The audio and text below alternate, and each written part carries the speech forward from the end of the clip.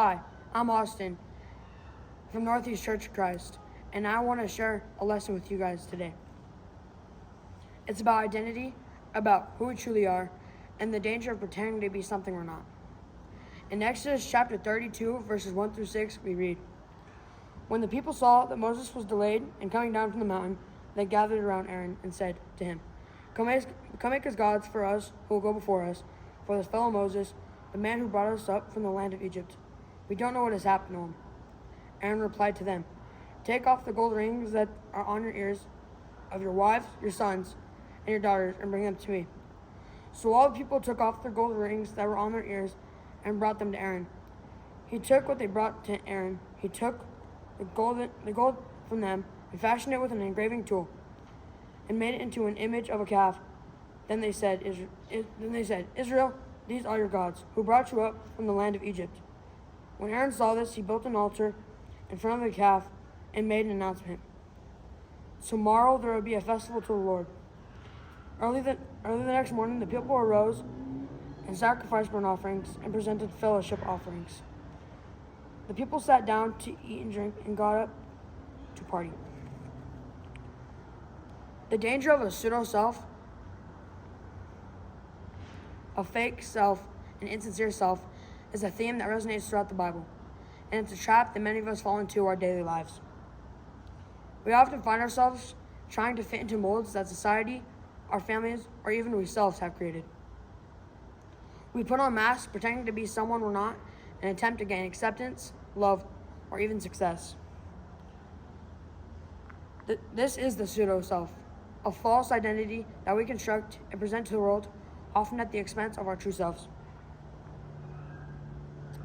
The story of Aaron and the golden calf in Exodus 32 is a stark illustration of the danger of a pseudo-self.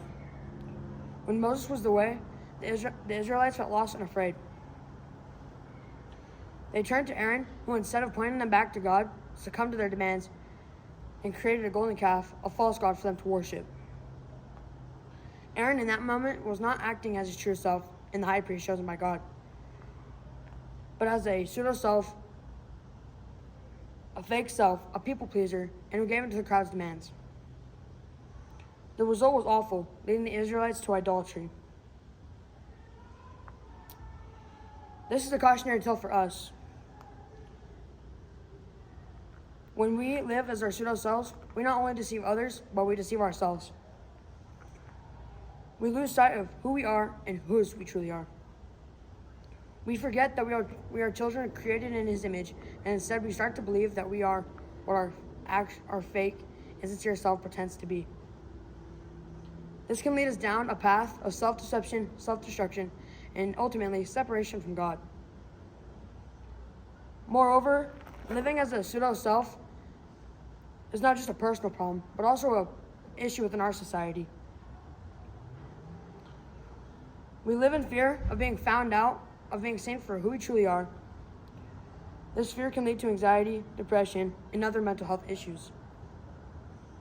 The danger of a pseudo-self, when we as a society value certain traits, appearances, or achievements over others, we create an environment where people feel pressure to conform or to fit into a certain mold society has created. This can lead to a culture of make-believe, faking, and shallowness, as no one truly knows or understands us. In conclusion, the danger of a pseudo-self is a serious one. It can lead to self-deception, self-destruction, and separation from God. It can cause mental health issues and hinder our relationship with God and others. It also contributes to a culture of make-believe, faking, and shallowness. As Christians, we are called to live authentically, to be true to ourselves and God. We are called to reject the pseudo, fake, insincere self, and to embrace our true identity in Christ. If you would like more information, or if you'd like to participate in our Bible studies and worship services, we would love to have you come join us at the Northeast Church of Christ in Albuquerque, New Mexico.